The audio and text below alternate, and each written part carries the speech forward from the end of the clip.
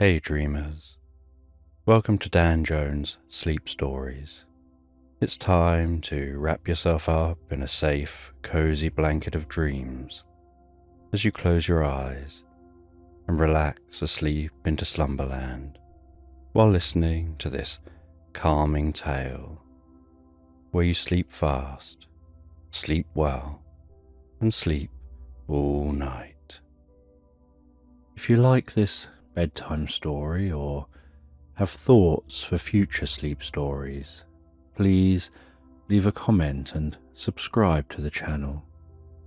You can also support the channel on Patreon, where you'll find audio voice-only versions of my sleep stories. Thank you for your continued support. And before the story begins, imagine that you're being told this sleep story to the relaxing backdrop of rain outside. Just take a moment to allow yourself to get comfortable and close your eyes.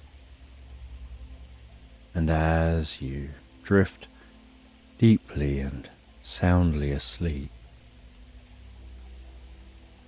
I don't know whether you'll drift deeper asleep to the sound of my voice or to the spaces between my words.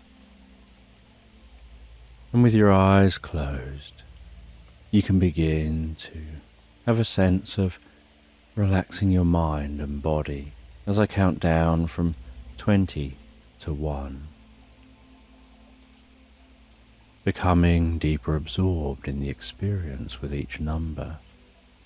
From 20, beginning to focus on the top of your head, noticing what your head is resting on, how it's supported gently in place, the comfort in and around your head as it rests there. 19. Having a sense of the muscles around your scalp and the back of your head softening and relaxing deeper and deeper, drawing in peace and comfort with each breath that you take, before moving your awareness around your face. 18.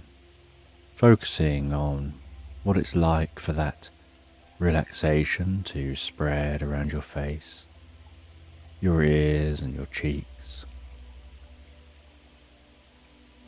Having the muscles in these areas soften and relax.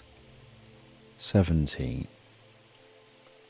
Relaxing the muscles around your eyes and across your forehead, while the muscles around the side of your head and over the top of your head begin to relax deeper and deeper. 16.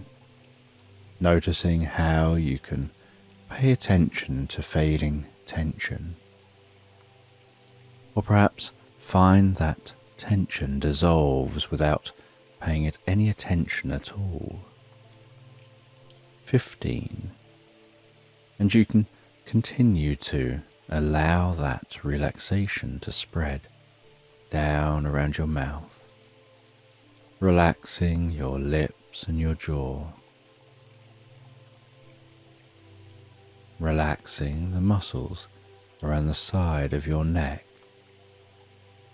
around to the back of your neck and around your throat. 14. And as your jaw relaxes and hangs slightly loose, limp and comfortable, that relaxation can continue to move down to your shoulders and your upper back.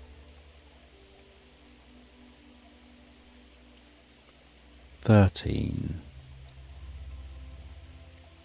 And I don't know whether that relaxation happens fastest around your shoulders, or in the upper back, or perhaps down the tops or the front of your shoulders. As that relaxation progresses around your back and your chest, softening and relaxing those muscles fully, deeply and comfortably. 12. And as those muscles soften and relax while you rest there, that relaxation can begin to spread down the arms to the hands, all the way down to the fingertips. 11. And I don't know which arm will relax fully fastest, whether it'll be the left arm or the right arm, or whether the arms will relax at the same rate and speed as each other. 10. And as that relaxation continues through those arms, it can flow down through your stomach, your sides and lower back, all the way down to your bottom, before extending deeply down through your legs to the tips of your toes. 9. And as your body becomes deeper and deeper relaxed, while you drift into the most pleasant sleep, so your mind begins to relax as a wave of healing light gently passes down through your body. 8. You begin to have a sense of that healing light touching your forehead, enveloping your face and head with healing deep relaxation, absorbing comfortably and gently into you with each in-breath that you take. 7. Filling you with peace and calm, spreading that healing, restorative, recuperative light down through your body, calming your mind. 6. Breathing in healing, calm relaxation. And breathing out any stress or tension.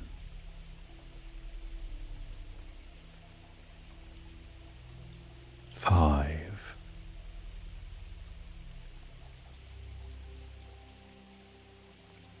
Aware of that healing light passing down your neck, softening and relaxing those muscles, spreading that healing light throughout the neck as it spreads down with the next breath to your shoulders,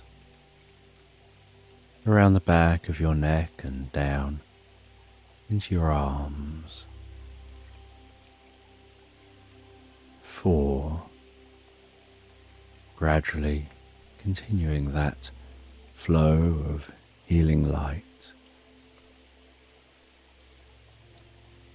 all the way to the tips of the fingers.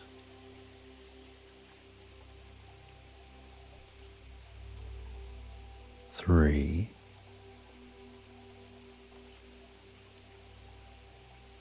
And with another in-breath,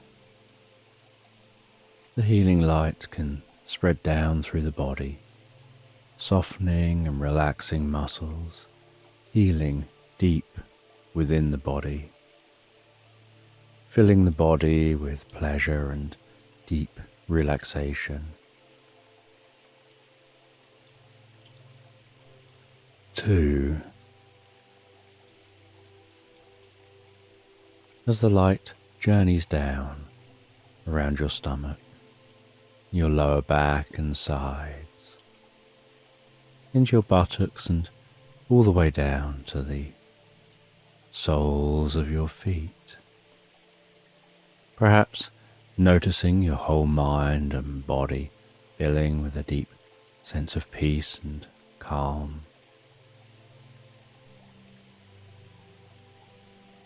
1.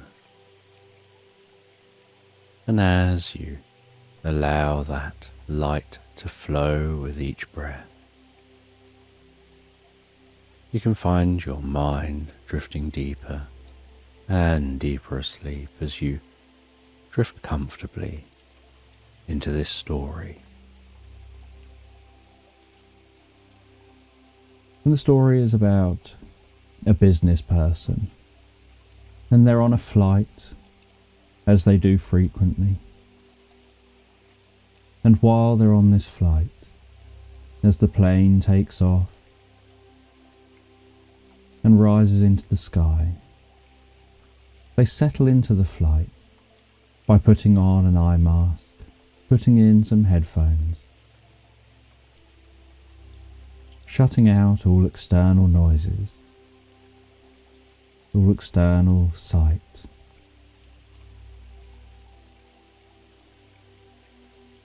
They just have a relaxing sound playing in their ears as they begin to drift comfortably in your mind. And as they begin to drift comfortably, they start to have this feeling of walking through a forest. And as they have this feeling of walking through a forest, they start to hear the sound of each footstep. And they start to feel the feeling of each footstep. The sound and the feelings of the footstep on the leaves on the ground, on the muddy path. And they pay attention to that mud. They pay attention to what it looks like, what it sounds like, its consistency. And as they pay attention to that mud, so they drift deeper into their mind. And while they drift deeper into their mind, this forest begins to become more real to them. The forest begins to form. First other sounds of the wind blowing through the trees, of the rustling leaves, the sounds of birds, the sounds of other animals, different sounds of scurrying, of movement, of cracking twigs in the distance. And although there are these sounds, they have this feeling like this is peaceful. They think of it as being peaceful, even though there are some sounds around them. And after they have a sense of the sound, they begin to get a sense of what they can see. They start to notice from the ground out to the sides where there's more greenery. They notice the way that around the base of trees there's just more mud, some toadstools, but generally quite clear areas.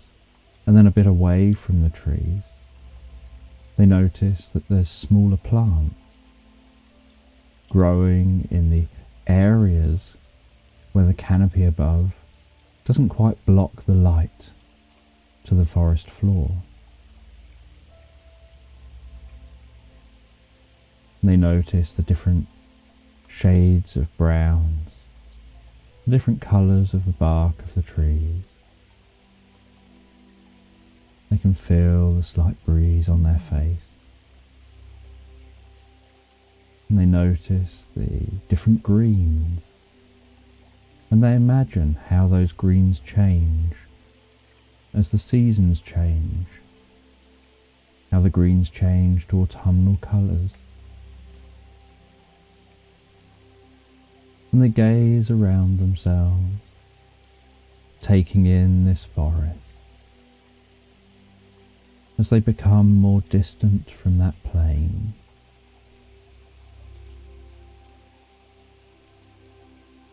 and while they become more aware of the forest, so they relax deeper, and this reality becomes more real to them. And they continue walking this forest path. And in the distance they can hear a babbling stream. And they start walking towards that sound. And as they near the stream, they start to smell the fresh air. That kind of fresh air that you get given off by water.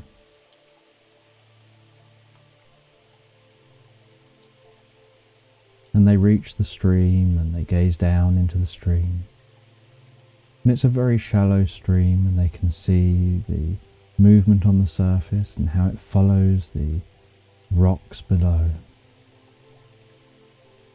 They can see twigs floating down the stream. And they start following that stream, following the stream towards a lake. And they walk along the edge of that stream, and they see a little family of ducks. And they slow down to admire the ducks, to watch the ducks going about their everyday business. And the ducks turn and start heading upstream. And they watch how the ducks tack across the stream so that they can start working their way up the stream.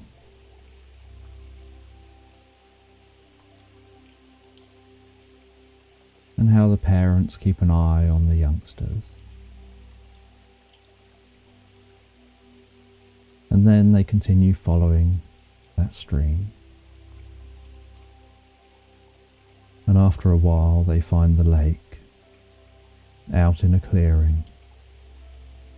And around the lake, as they look around, they notice the blue sky above. They notice any clouds. They notice the time of day.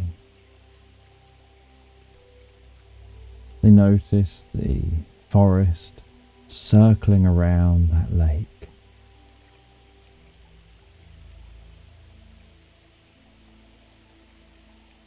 And they go and sit down on the side next to the lake, listening to the water of the lake lapping gently on the shore, gazing out and relaxing, feeling the warmth of the sun,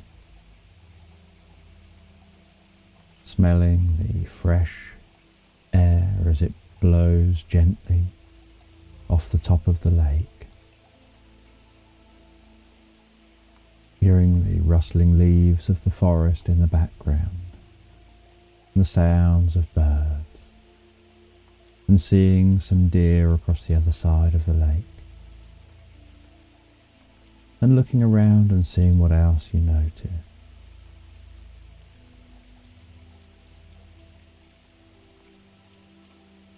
And they decide to rest here for a while, and while they rest here for a while, they feel themselves drifting and dreaming into a reverie as they relax.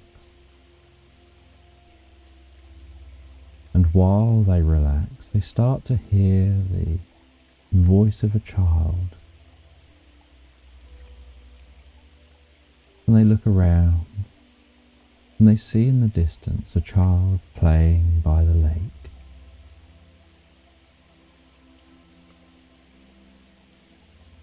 And as the sun's beginning to set, they stand up and they walk around the They walk over to that child and they ask the child what they're doing. And the child says they're just playing by the lake. They ask where their parents are. And the child says they don't have any parents. They live here. And as the sun's setting, the person decides to set up a little camp and asks the child if they want to join them.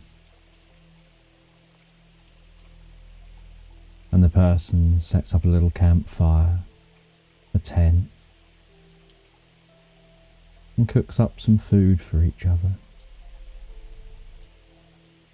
And the two of them sit and eat the food, and the person asks about what the child is doing here, how the child survives. And the child explains there's plenty here to survive on.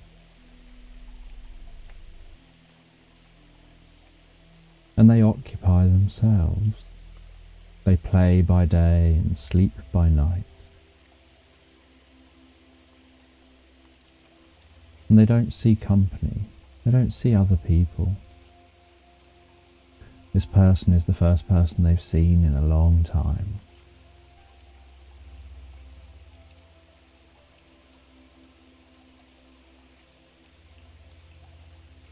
And the child explains that they appeared here one day.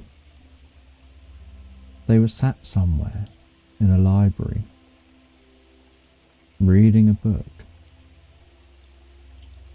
And while they were reading, they started imagining things and drifting off in their imagination. And the next minute they found themselves here.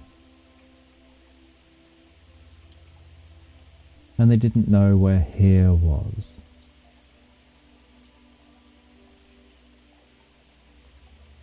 And they've never seen their parents since. And they said that in the book they were reading, it said about a dragon, a wise dragon that lives in a palace on a faraway planet. And that dragon can show them the way home. But he didn't know how to find that dragon, so he remained here. He felt safe and comfortable here at this lake.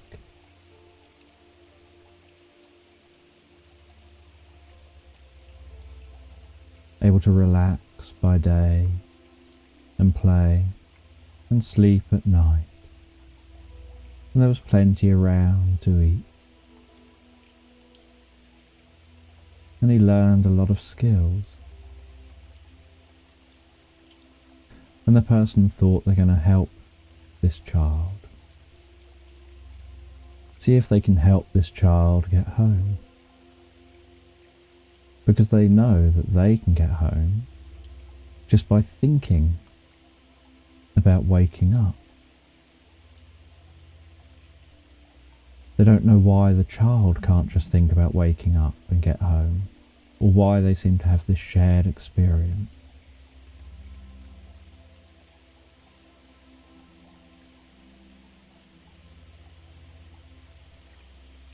And then as the sun finally sets fully over the horizon, and the moon rises in the sky, the two of them fall asleep. And as they fall asleep, so the campfire burns down to embers, emitting a gentle warmth. And the sounds around them change from the day sounds to the night sounds, as they relax deeper and drift comfortably asleep. And the next day the person tells the child that they're going to go and try and find this dragon. They didn't know if there was any kind of a clue, and they were told that the only clue is that you've got to search in daylight and find the waterfall. And they didn't know what this meant, but they thought it's a start. So they left the child, walked around the lake, and continued following the stream back into the woods out the other side of the lake.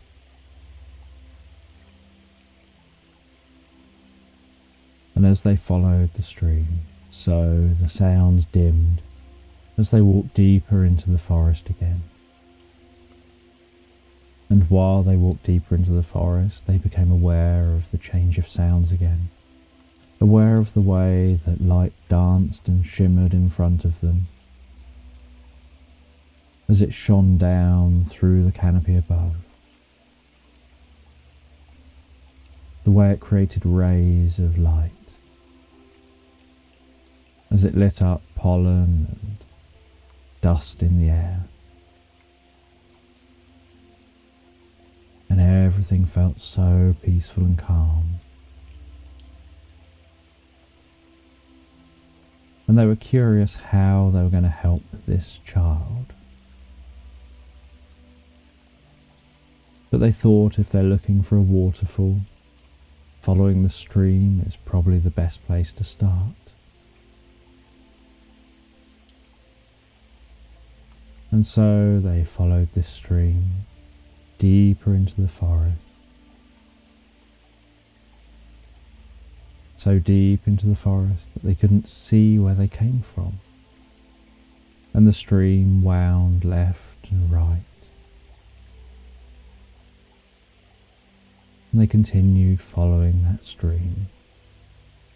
Occasionally they'd hear splashes of birds dive bombing into the stream, catching small fish.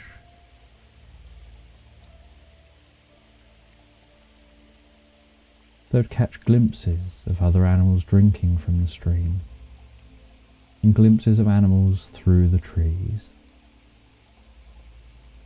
But the animals kept their distance. They could hear the sounds of birds, and hear other forest sounds.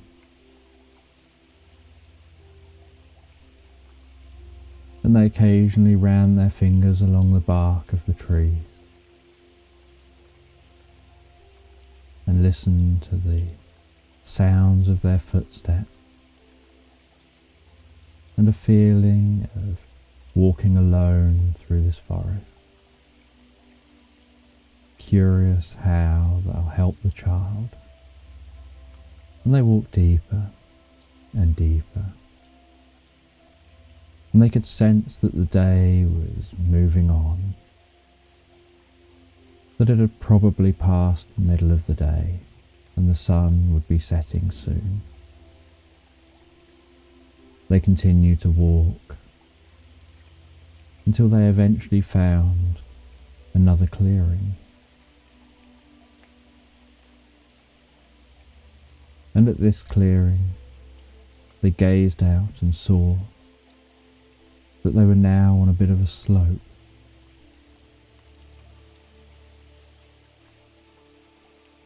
And that the stream had begun to widen. And because it's on more of a slope, the stream was now travelling faster.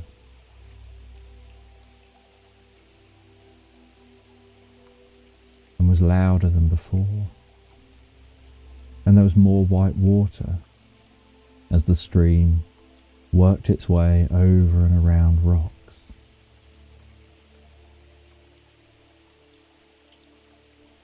So they followed this widening stream across the clearing. They could see what time of day it was, and that the sun was beginning to set. So they decided to stop at the far side of the clearing.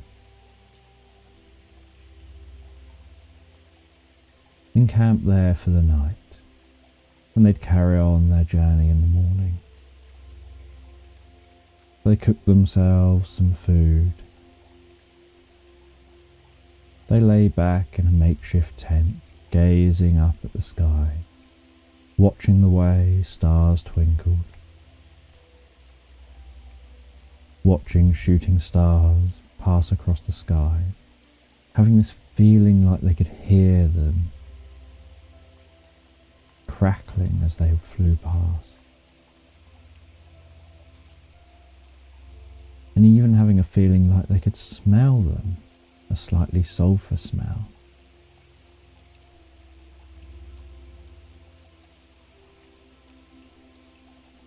And as they gazed up at the sky, so they drift comfortably asleep.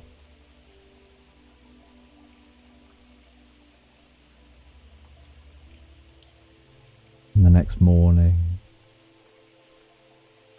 they packed up and carried on their journey into the woods. And they continued walking deeper and deeper. They were aware that the ground was sloping down even more now. The water was speeding up faster. And after a few hours of walking, they could hear this roar gradually appearing in the distance.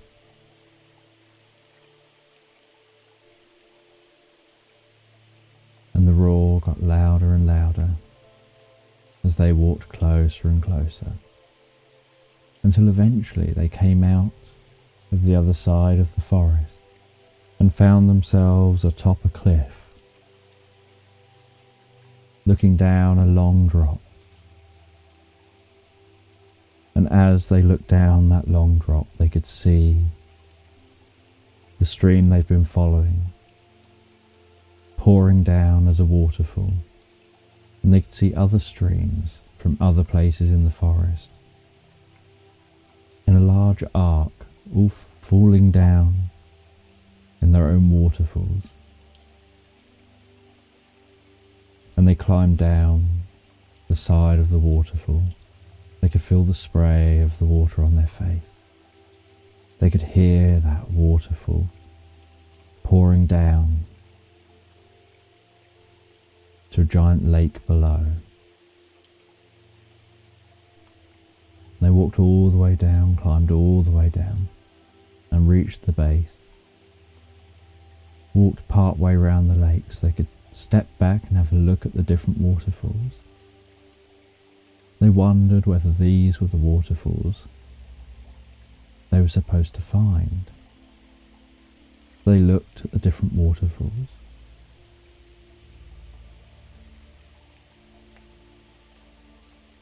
And they could see that the sun was shining into this area, and that the shadow as the sun moved across the sky was moving across the land.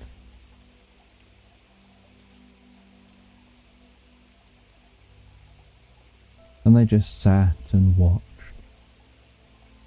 wondering what it is they're supposed to learn. Just sat there with patience, being sure that when they saw it or learned it, it would just stand out to them. And they watched as the sun moved around and the light passed across the different waterfalls. And then at one of the waterfalls, as the light reached it, it created this beautiful rainbow in the spray. And from their perspective, they noticed the rainbow was a circle.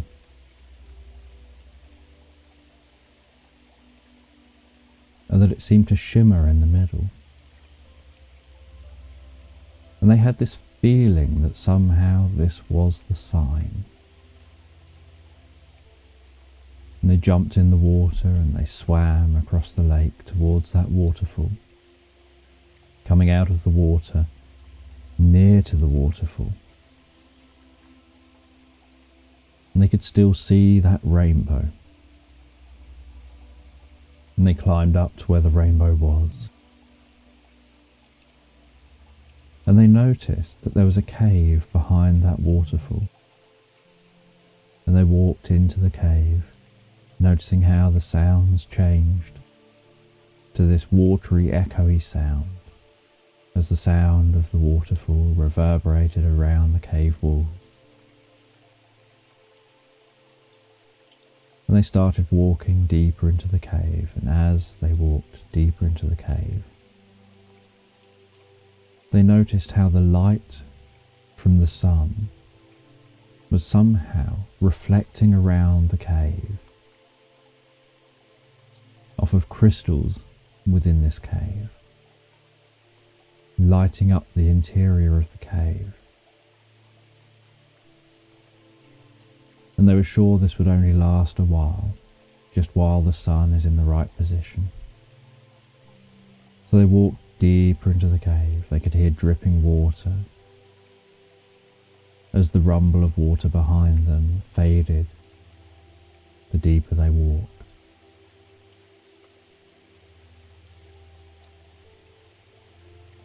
And after a while of walking, they heard a slight hum. And they continued walking, and the more they walked, the louder the hum got. And after a while, they could see the back cave wall was shimmering slightly. It looked like solid rock, but it also looked like it was shimmering, like it was slightly out of focus. And they rubbed their eyes, and they tried to focus their eyes, but nothing they did seemed to bring that cave wall into focus. It just continued to shimmer slightly. They walked closer to it, and then reached out with their hand to touch the wall, and found their hand went straight through the wall. And as the hand went through the wall, so the humming got slightly louder. They could feel their heart racing slightly more. They started breathing in a calm way. Breathing in, counting to 7, and breathing out, counting to 11, to help themselves to trigger the relaxation response. And the more they relaxed, the calmer they became, until the breathing was just happening automatically in that calm way.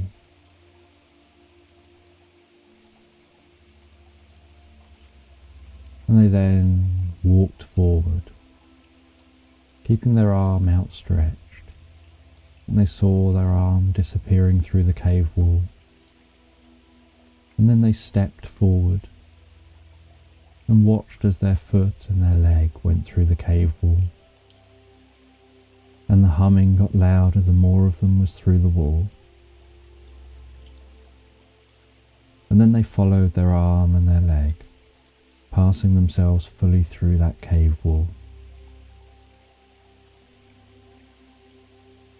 And they found themselves in what looked like a cave, facing out towards the exit of the cave.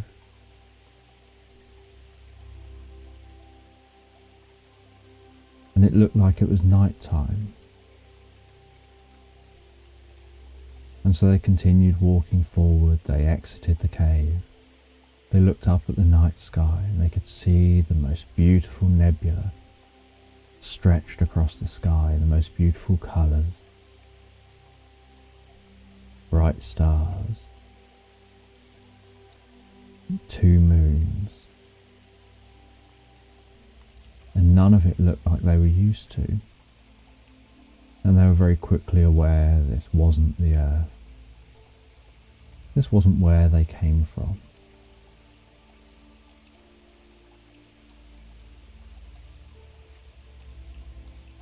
And so, because it was night time, they decided to just stay still, stay put for a while, set up a camp, and they just watched and waited, watching how the moons moved across the sky, watching the way the stars moved across the sky, until eventually they watched as the sun began to rise. And as the sun began to rise, so they noticed off in the distance a glint of light, that the sun was shining on something highly reflective. And they wondered whether that was where they had to head next. And as the sun rose, it revealed more of this land. And the land looked familiar yet different. There was greenery, there was sounds like animals, there was different colours of plants, but none of it was what they'd seen before. And everything was slender and taller. And as they started walking, they found that they just felt that little bit lighter, a little more bounce in their step. And they realised this planet must be smaller, or at least have less mass.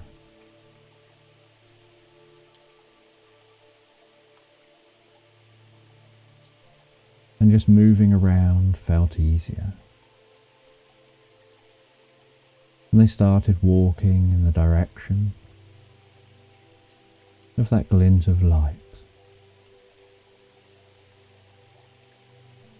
And as they walked across open meadow, admiring the different plants and animals they could see, different insects, and recognizing how they have a familiar feel to them, yet none of them looked like they'd seen before.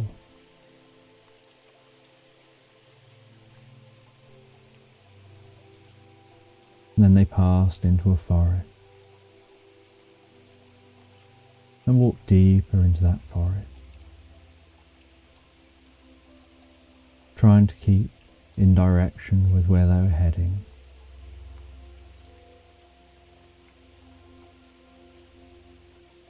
And after quite some time of walking, they found themselves coming out the other side of the forest and back to a clearing.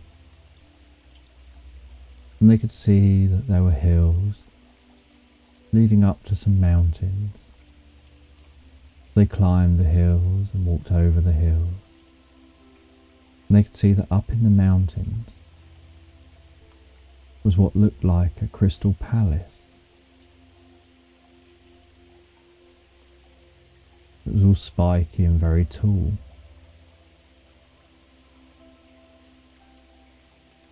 They continued in the direction of that palace. They assumed that palace must be what they're searching for.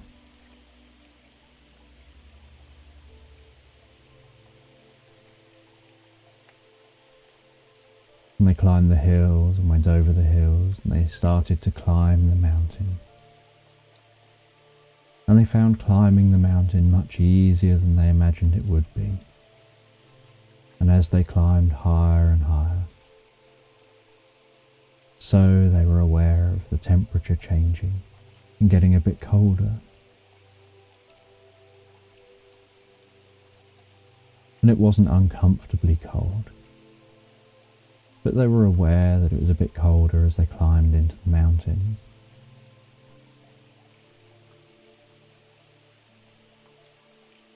And after some trek, they finally reached that palace.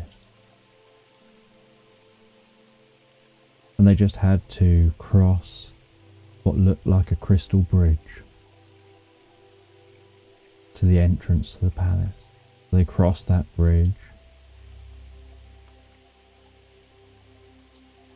They knocked on the entrance to the palace, and they could hear their knock reverberate around the inside of the palace, as if somehow their small little sound of a knock was amplified by the door and by the structure.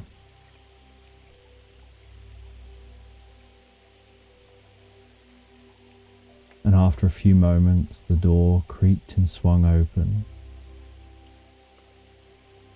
and they walked in to that palace.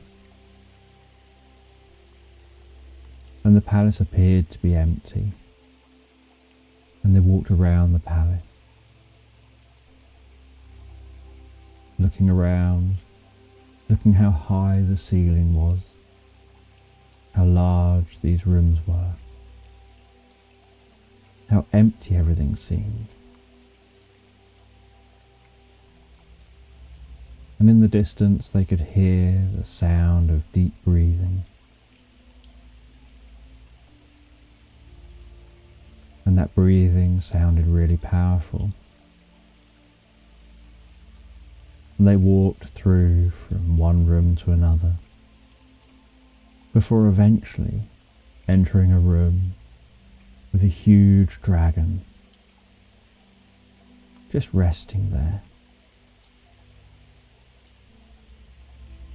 And as they entered, the dragon rose its head.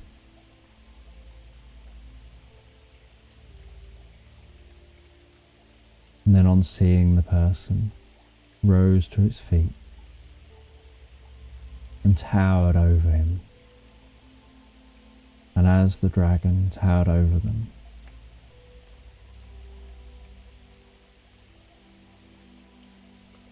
it let out a burst of fire up into the air,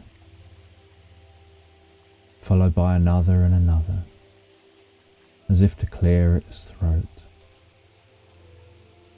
before looking down at the person and asking why they've come in a deep, booming voice, who they are, where they're from. And the person felt perfectly fine and safe, felt there was something trusting about this dragon.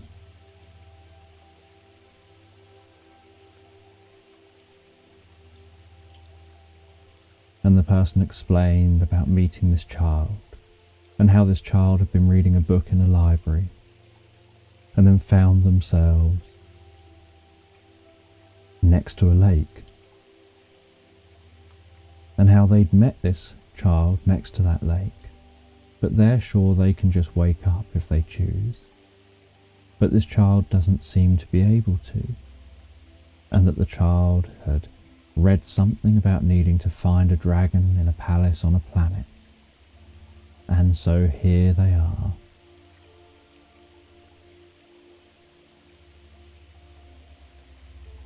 And the dragon told them they had to go through to a room out the back, to the library of the palace, and that they would find a book on a shelf, and they would know when they see it. It would be in the most beautiful golden cover that just seems to shine and reflect, as if it's just as new as it's been created today, yet it's thousands of years old. And that they're to take that book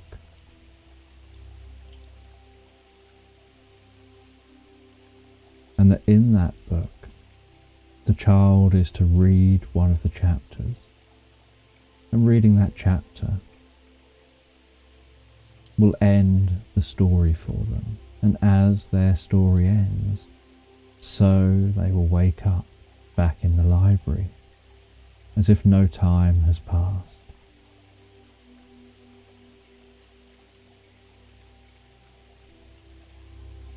The person thanks the dragon, walks all the way to the library, and sees this vast library with tens of thousands of books.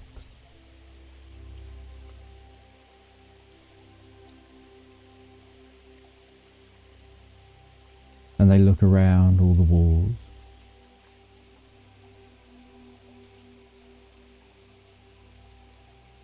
Until they see a book that seems to jump out at them. Something that just seems to shine and sparkle. And they go over to it, take this huge book off the shelf,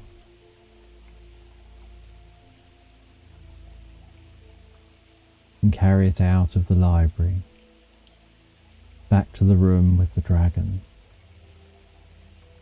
They ask that dragon about the library, about who they are and what they're doing here. And the dragon explains that they're the guardian of the 9 realms, and that to be the guardian of the 9 realms, they need to have all the knowledge of the 9 realms, and that one library is one of the libraries containing all the knowledge.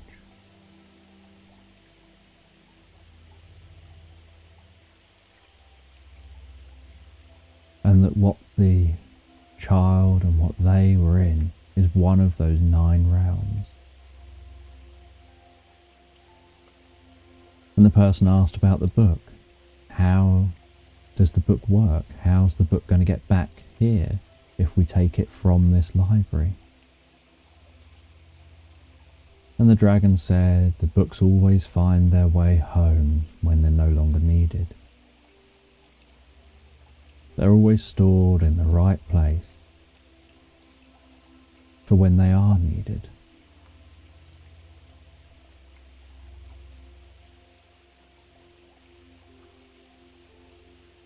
The dragon explained that all the libraries are like a brain. They contain all this knowledge, and they continually get larger and larger, with more books and more knowledge. And no knowledge is ever lost from the library. Not all knowledge gets looked at all the time, but no knowledge is ever lost. Any knowledge that gets taken from the library always finds its way back to where it came from. And the person didn't really understand, but thanked the dragon for their help. And the dragon dropped back to the ground with a massive thud, took a deep breath, rested its head and closed its eyes as if it was falling asleep again. And the person asked, "Why do you just sleep? Do you not do anything else?" And the dragon said in a sleepy voice, "They're not sleeping. They have to drift into a state that allows them to open up their consciousness to monitor the 9 realms. And they connect their consciousness through all the realms, and they can see all, hear all, sense all, feel all, and know everything about those 9 realms. And they close their eyes and seem to drift away from here. As the person took the book, turned and left the palace, and they found their way back down the mountain, and they noticed that now the sun for this planet was setting, and they went down the mountain, went to the meadows, crossed the meadow and found their way back to that cave. And they decided they would camp here for the night before going through the cave. They thought it'd be interesting to camp on an alien planet. And they'd now been awake for a while, so they were ready to fall asleep comfortably.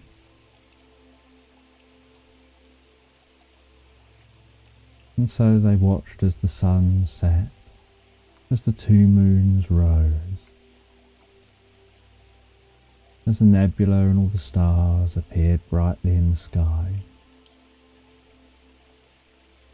and they watched and admired the uniqueness, the novelty of the experience of seeing a world never seen before, wondering whether they would ever visit here again, wondering whether the real Earth that they're asleep in is one of the 9 realms, or if all of this is just one big dream.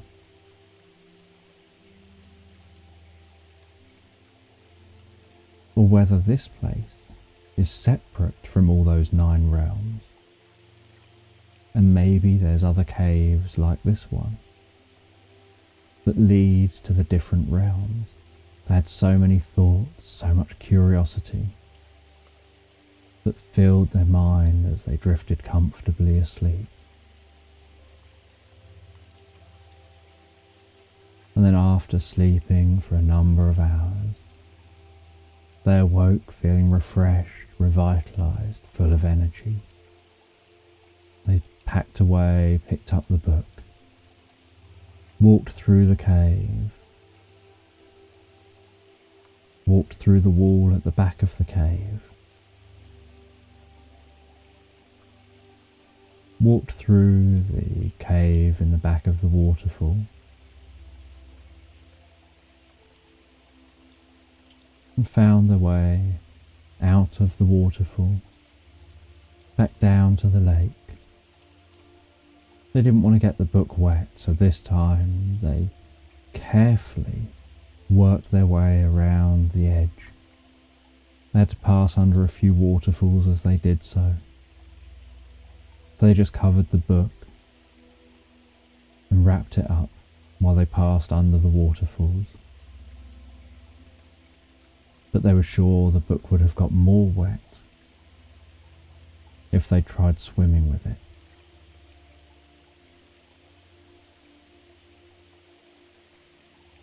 And then they found their way back to the waterfall that they'd initially climbed down the side of. And they climbed up that waterfall and found their way back through the forest, back to the first clearing.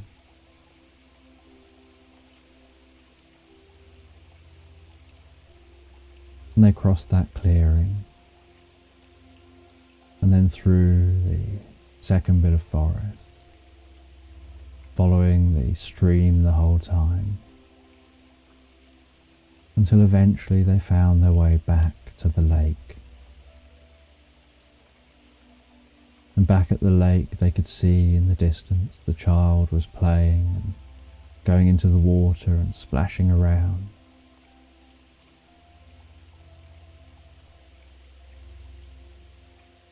And they went back to that child. And they explained to the child the journey they'd just been on. And the child said about how they'd been gone for what felt like weeks. And yet to the person it felt like they'd only been gone perhaps a day, maybe 2 at the most.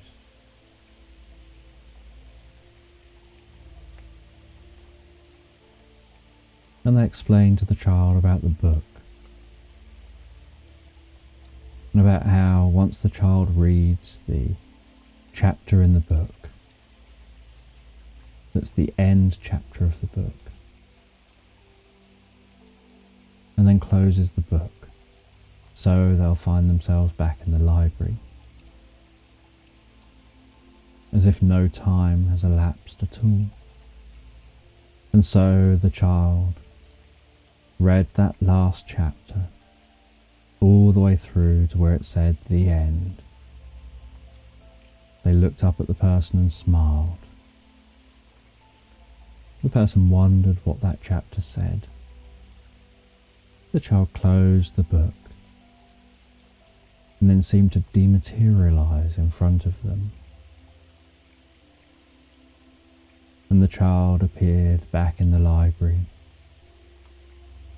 noticing how their hands were closing the book that they'd started reading in this library what felt like so long ago.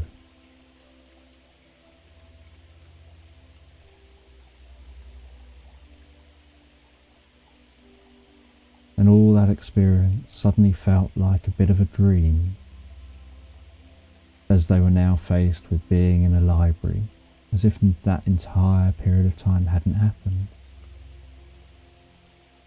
And they stood up and went off to find their parents. And the person watched that child dematerialize, hoping the child will be fine, and noticing how just after the child dematerialized, so the book began to dematerialize too. And they hadn't had an opportunity to open the book themselves. They hadn't thought to do it sooner. And they hadn't had an opportunity to see what that chapter said. And they watched the book dematerialize.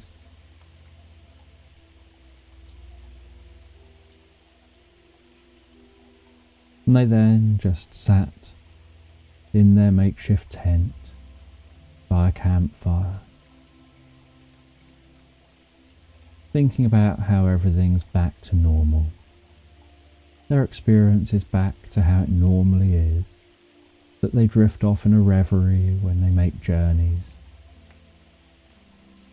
And they come to this place, they gaze out over this lake, they enjoy some time camping, enjoying being in nature.